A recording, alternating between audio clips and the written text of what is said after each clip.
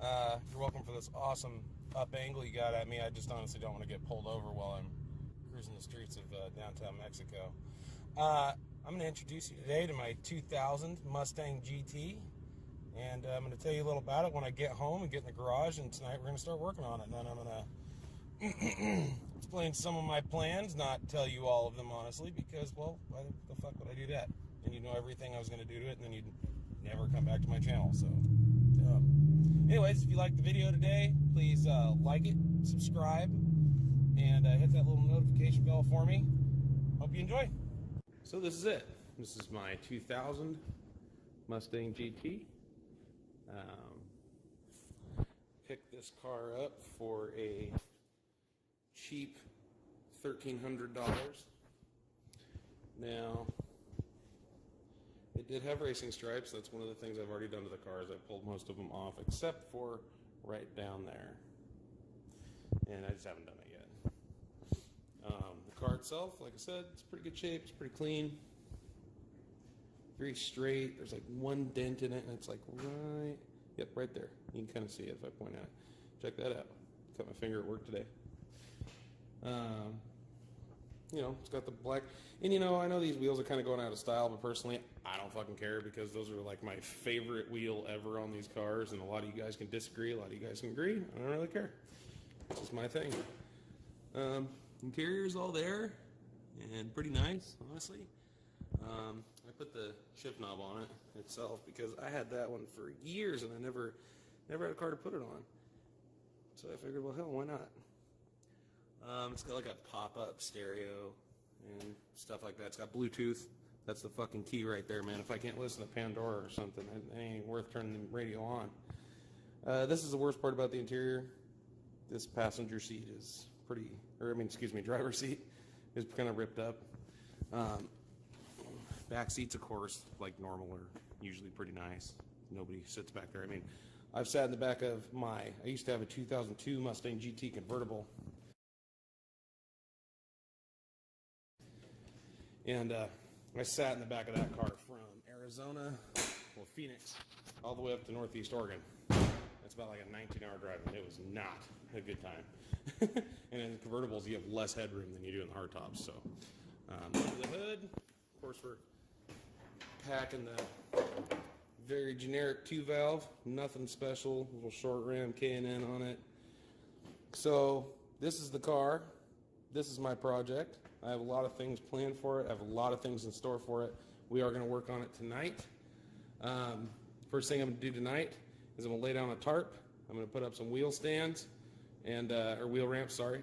Drive the car up on the ramps, and then I will start tearing into removing the engine. That's why I got the car for $1,300. So like I said, the car does run and drive, but the car has a rod knock, and it's a pretty significant rod knock. When I first got the car from my buddy Wes, I dropped the K-member down and as far as I could, and then got the oil pan down and off, and just to see if it was even salvageable, you know, the crank itself, and it's not. The crank is just fucked. So I'm going to be pulling this engine out. I found an engine for from a 2001 Lincoln Town Car with 60,000 miles on it for $450. And my dad is going to, I'm buying it, don't get that, but my dad's going to run up and pick it up for me. It's up out of Seattle somewhere. He's going to run up and pick it up for me on the 18th. And then, you know, I'll continue on with videos on the car and what I'm doing to it. So tonight, what my plan is, like I said, I'm going to throw down a tarp, put the car on some ramps, and start tearing into it. And maybe we'll talk about some plans and things like that. And that's another thing is, I want to hear about your guys' ideas. What would you like to see on this car? Because shit, right now it's a clean slate. Clean slate, the ultimate tool for a master thief with a record. I already know, but it's... A clean slate that wipes your record clean. Clean as a clean slate. Shut up about the clean slate, just go! Clean slate. As far as I'm concerned, it's going to have a 2-valve put back in it. A lot of people are like, oh, you should put a 4-valve in it. Oh, why didn't you do this? Oh, why didn't you do that? Well, I don't really want to. That's why. And I'm trying to make a budget build. The car was only $1,300. I feel like that's a pretty easy start. And there's some other things about this car that I'm going to tear into that the previous owner did, not my friend Wes, the guy who had it before him, that would make you literally just want to slap shit out of somebody. So, enjoy.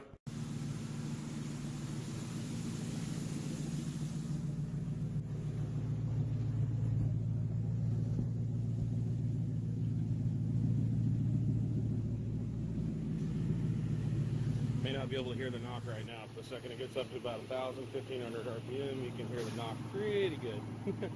I think one of the worst parts about not having a very good toolbox at my house and having all my good shit at work, which, yes, I'm a mechanic for a living, that's what I do. I work on cars, though. Matter of fact, I've actually never pulled an engine on a car. I've only pulled an engine on, like, equipment and semis. So after about 7 times trying, we finally got the car up on the ramps. And now we're going to get the hood off and drain fluids and go from there. Scotty's going to fall asleep.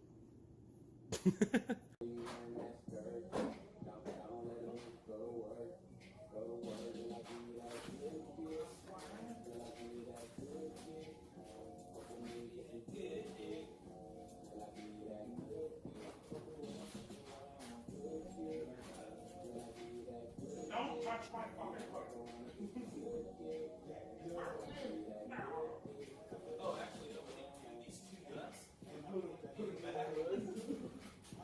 So here's where we're at so far. We went ahead and got the hood off like you guys saw. Got the battery out, but I did a fucking no-no. I got the battery out after I started unhooking the wiring harness. Remember that whole adage of always disconnect the battery? Yeah, whatever. Anyway, it's out. It takes off.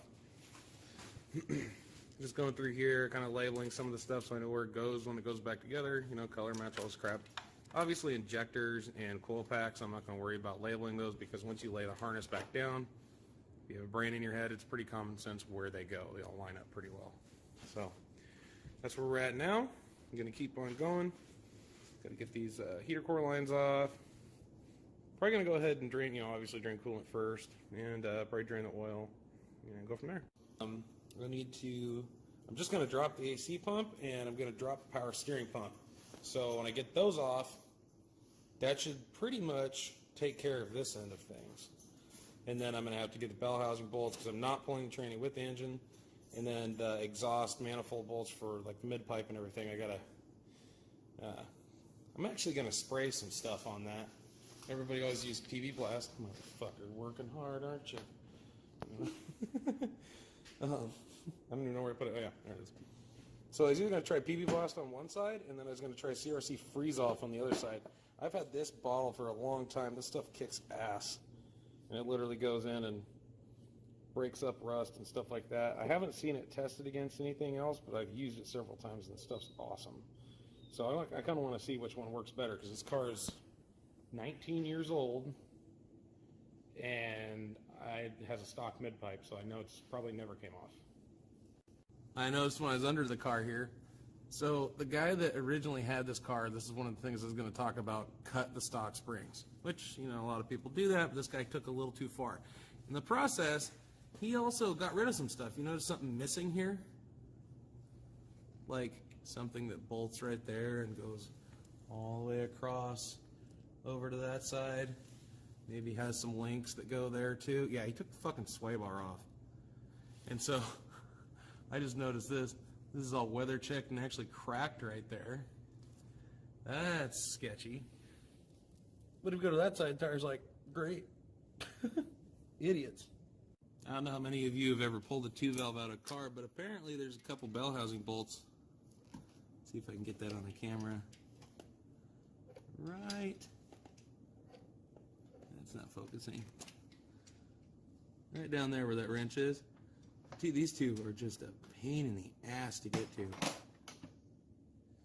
So hopefully get those out. Chris is getting in there trying to use his hands because his hands are a little bit thinner than my hands. So I couldn't really get my hands all the way down, and then all I could do was touch the bolt. So hopefully we get those out. I just figure since we're up here right now and we got the harness pretty much up and out of the way, you know, we'd go ahead and get those bolts out too. I'm more worried about this other one over here because it's right, if I can get it in there. It's right down there? No. Yeah. Oh. It's right down there. You can just see it right off the end of the flashlight.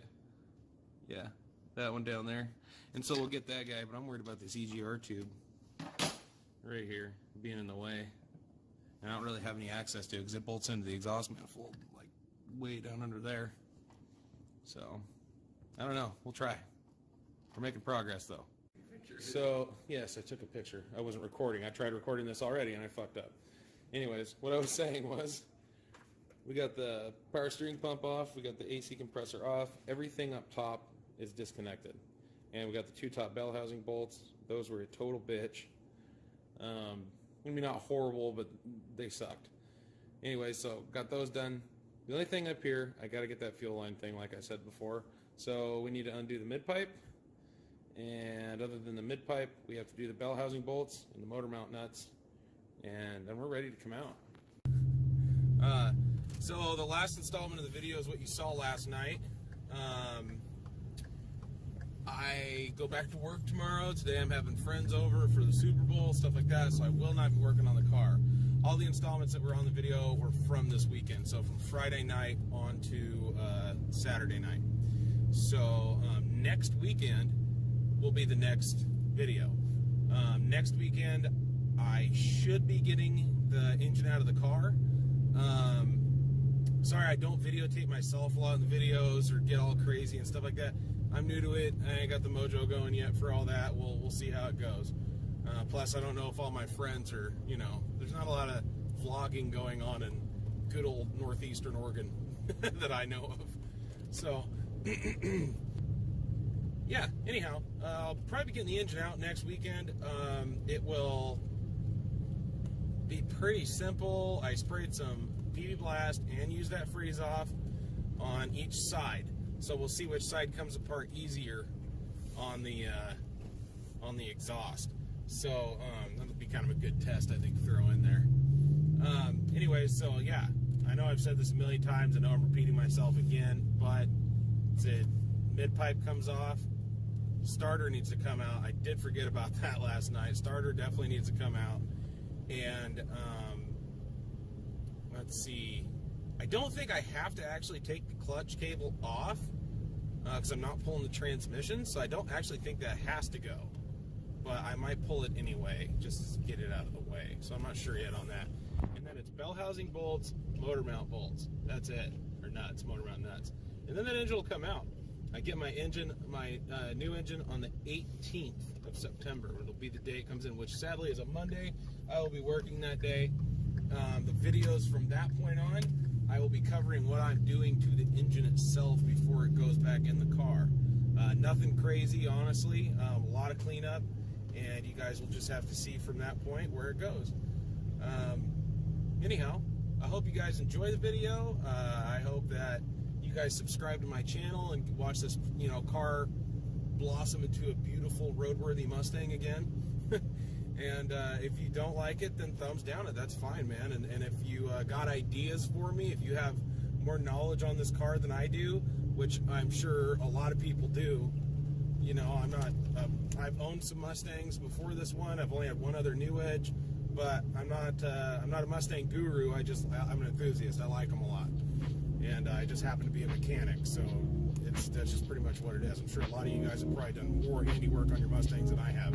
So if you guys could maybe shoot some ideas down to make things easier, please go ahead and do that. So like the video for me, please. Thumbs down if you don't like it, subscribe.